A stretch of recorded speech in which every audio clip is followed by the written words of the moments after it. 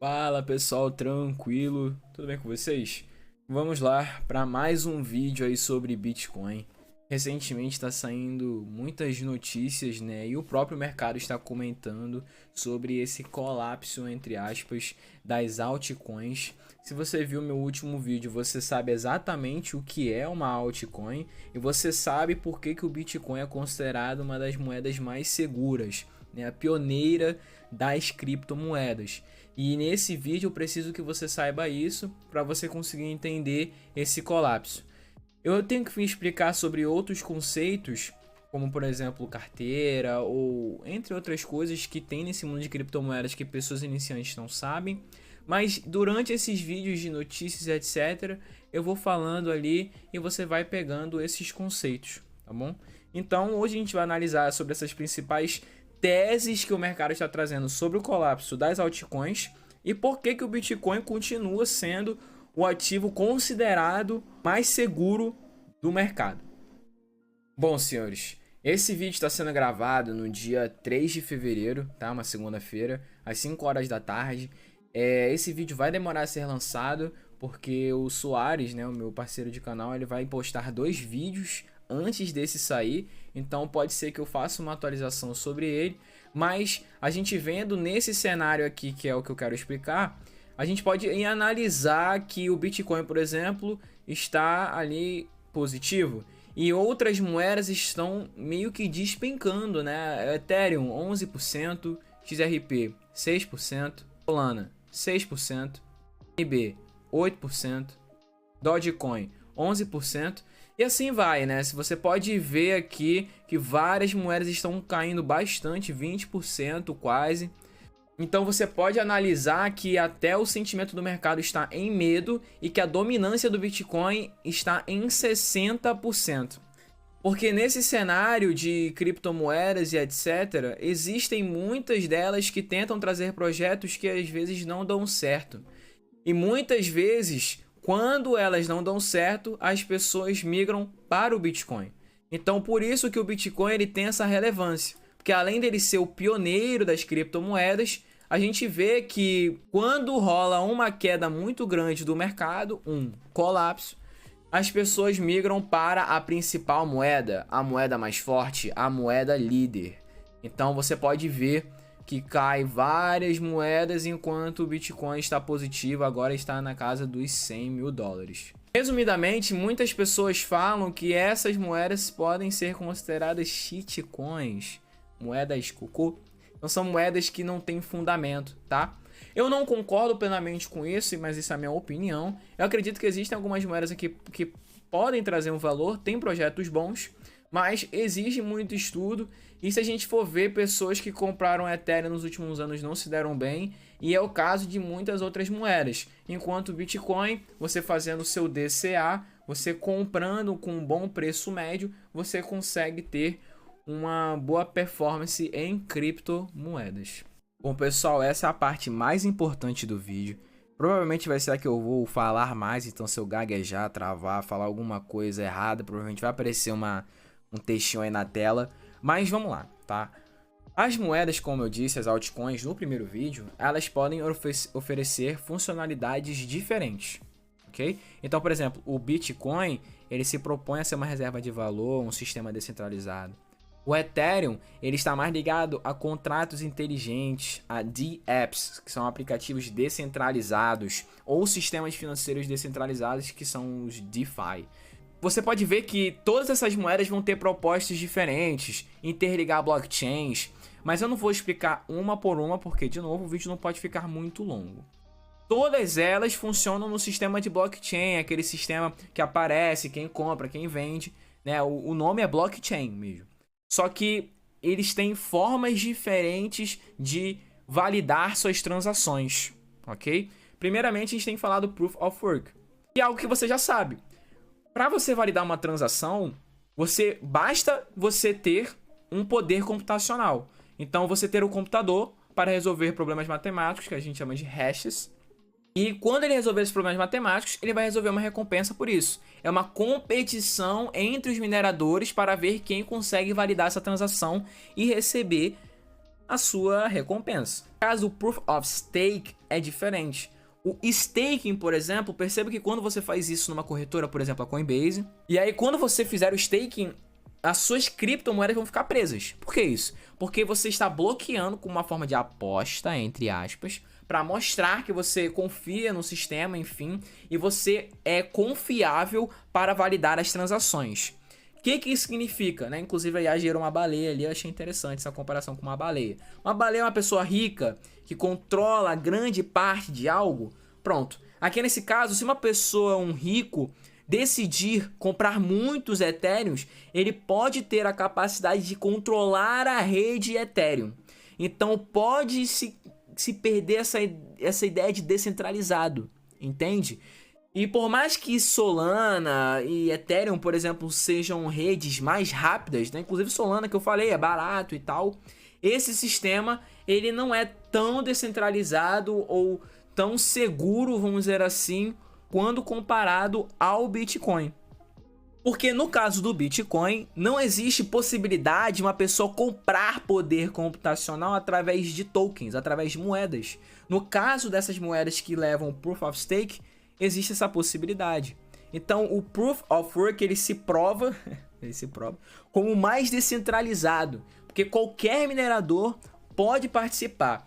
E como são várias pessoas, para você conseguir controlar essa rede, você teria que ter um poder computacional maior. Então se você juntasse todo mundo num bloco só e você tivesse mais poder do que todo mundo quando se fala em poder computacional, o que é muito difícil, porque hoje a gente tem, acho que milhares, não sei se até bilhões de computadores, enfim, tentando minerar, disputando nessa competição.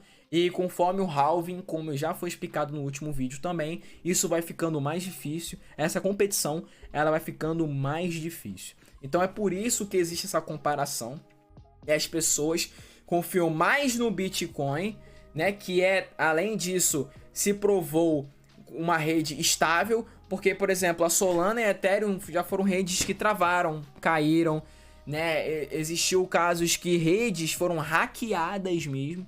E no caso do Bitcoin já passaram décadas, e por mais que demore às vezes a rede, eu já mostrei o mempool, né, se você quiser ver como é que funciona essa espera de blocos, ele nunca foi hackeado, ele nunca travou, então ele sempre funcionou. Então a pessoa analisa, poxa, tem uma moeda que é mais sólida, ninguém pode só comprar, virar uma baleia, né, do sistema e controlar tudo, né? E aí quando eu comparo com outra moeda, uma altcoin, eu vejo que o Bitcoin é mais seguro, é mais a minha tese. Então a pessoa vai lá e transfere as suas moedinhas altcoins para os satoshis, né? Ou o Bitcoin, caso ela seja rica atualmente, né? Você tem que ser rico para comprar um Bitcoin, né? Vamos ser sinceros. Bom, considerando agora que você já entendeu o que é Proof of Work e Proof of Stake, né? A gente precisa analisar, né, algumas teses do mercado em relação à descentralização do Bitcoin. Como assim? Eu tô aqui no site do mempool.space, né, que a gente pode ver aqui os blocos que estão para ser minerados e quais foram minerados e as pools que mineraram eles, tá? Primeiro vamos ver que aqui a taxa tá baixa, a demanda está baixa, então realmente tem poucas pessoas comprando Bitcoin, né? Tem muita gente minerando, mas provavelmente, né, poucas pessoas estão comprando ou vendendo seus Bitcoins. Quando a gente segue para esse martelo aqui, né, você pode clicar, a gente pode ver a concentração das pools que mineram o Bitcoin. Já expliquei o que é minerar, eu não preciso explicar de novo, mas você tem que pensar aqui como se fossem empresas de mineradores, tá? Então essas empresas, elas são vários mineradores que se juntam para tentar obter um Bitcoin. Hoje a recompensa por minerar um bloco desse são 3 ponto alguma coisa Bitcoin. Então quando ele minera, acabou de acontecer isso, tá? Por exemplo, SEC Pool, tá? Isso vai ser dividido entre os mineradores dessa pool. Então eles se juntam. Ah, ok, isso é voluntário? Como é que é? Bom, é basicamente isso, tá? É voluntariado, você não é um contrato, não é nada firme. Então se você, por exemplo, trabalha, entre aspas, minera na Foundry USA e você quer ir para outra, você pode ir a qualquer momento, a qualquer hora, do jeito que você quiser. Tem gente que fala que a Foundry USA e a Antpool poderiam se juntar e centralizarem o Bitcoin, o poder do Bitcoin, e virar tipo um Proof of Stake, entendeu? Virar tipo um Ethereum, virar tipo uma moeda realmente que tu tem o poder, o controle, né, da liquidez, enfim. Mas é muito difícil de acontecer, primeiro porque é muito na sorte, então não é só você ter muito Bitcoin para minerar, como eu já expliquei, tem que ter sorte, tá? É uma loteria você conseguir o Bitcoin. E além disso, essas pessoas não querem, porque o sistema de Bitcoin descentralizado, ele beneficia a todo mundo e eu já vou explicar mais sobre isso durante o vídeo. Mas você pode mudar, os mineradores, né, do Antpool podem vir para via Bitcoin e depois vir para Binance, elas podem vir para qualquer tipo de pool a qualquer momento, entendeu? Não é um contrato, então não tem risco, esse perigo de ser centralizado, enfim. Entendeu? Mas é importante entender essas pools, é importante entender a mempool, é importante entender o que seriam essas pools de mineração, né? E veja que a Foundry USA ela tem 31%, né, da dominância das pools.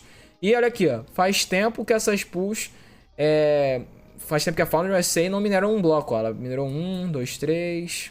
Então veja que está sendo bem, né, distribuído, né? A sorte, a loteria, ela se aplica aqui, entendeu? Só você dar uma olhada depois. Mas dá pra ver, né, que tem às vezes uma sequência ali de Foundry USA descobrindo blocos, né?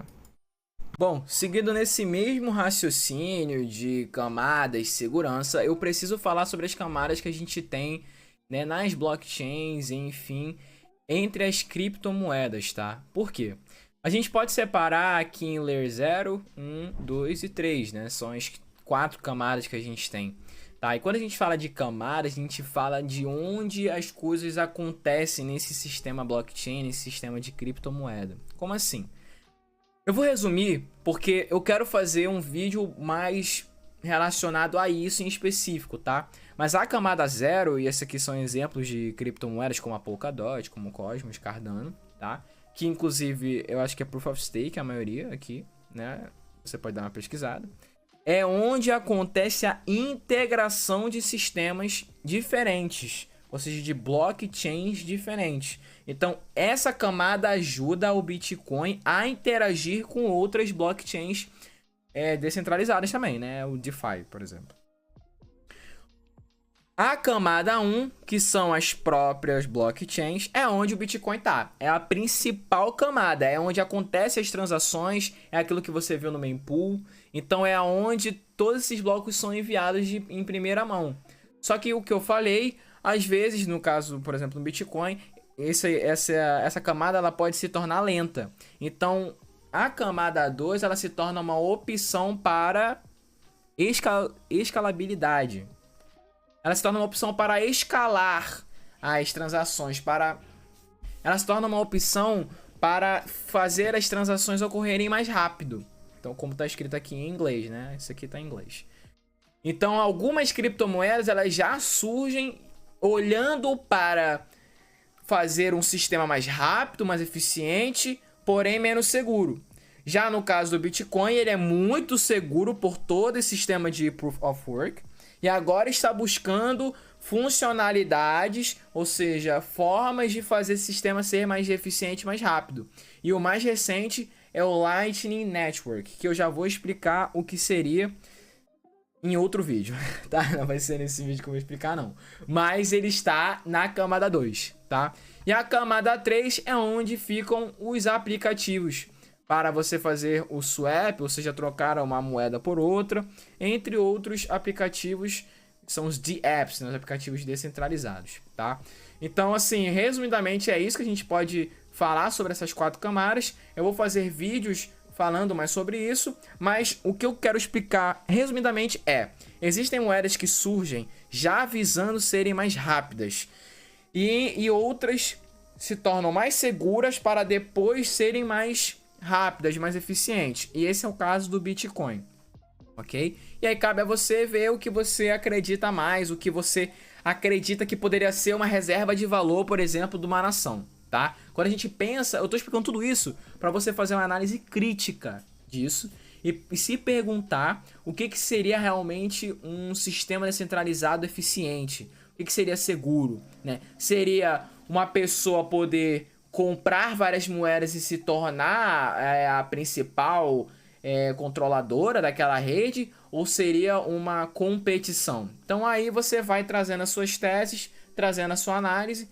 e tirando suas próprias conclusões para investir, caso você queira, ou só entender também.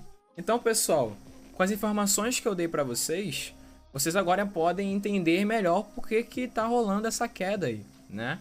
É uma questão mais de segurança, de entender esses sistemas e camadas, né? E o Bitcoin, por mais que seja uma rede mais lenta, já está vindo com o Lightning Network, que seria uma solução, né, para esse tipo de problema de eficiência, né, da rede blockchain.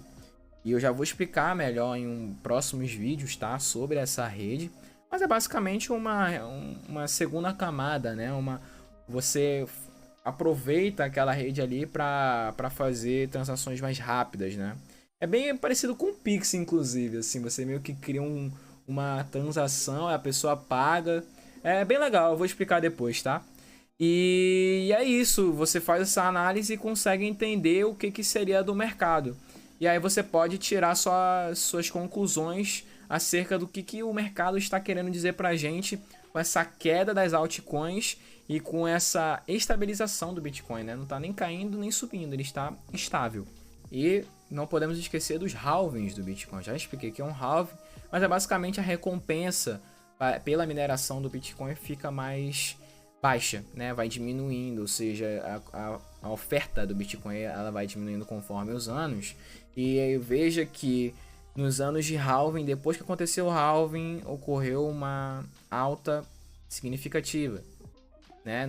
Por exemplo, um ano depois do halving, 277%, ou seja, você quase triplicaria o capital, enfim. Aqui é a mesma coisa, né? Bem mais significativo, 533%. Vai acontecer isso agora no ano de 2028, que vai ser o nosso próximo halving? Não sei, não faço a mínima ideia, não tem como saber. É porque o de 2024 já foi, né? Esse gráfico antigo, então o próximo é 2028. Então, resultados passados não garantem resultados futuros, isso é para qualquer tipo de investimento, tá? Bolsa de valores, cripto. Mas, com essa variação de que Bitcoin é uma moeda mais segura, né? Fazendo uma análise realmente crítica ali das redes e, enfim, de como ela funciona. Vendo que é uma das únicas opções, se não a única opção, para quem é uma pessoa mais conservadora e quer se submeter ao investimento em criptomoedas. Então você analisa e vai vendo se você prefere o Bitcoin ou não. Mas isso aqui é histórico, tá? No ano de halving, um pouco antes e um pouco depois, há uma alta, né, do valor da moeda. Então, finalizando o vídeo, pessoal, obrigado se você chegou até aqui, né? E considerar que se o Bitcoin está crescendo enquanto o resto do mercado está sangrando, né, isso pode nos dizer algo, né? Algo que talvez o Bitcoin seja o único que tem valor nesse mundo de cripto, não sabemos. E aí, perguntando para você aqui, né? Você acha que as altcoins elas vão continuar sobrevivendo agora com o que eu te falei, né? Ou a gente está só vendo uma consolidação do Bitcoin como um único ativo relevante, aquele dominador, o líder? Então, deixa no comentário aí, né? Eu sempre acho legal se alguém pudesse perguntar, mas enfim, fica à vontade, né? Hoje tem IA pra tudo, então você pode perguntar, ela vai responder bem melhor do que eu. E é isso, tá? Muito obrigado pela visualização. E é isso. Muito obrigado pelo apoio aí dos últimos vídeos. E qualquer dúvida é só botar nos comentários aí. E um abraço.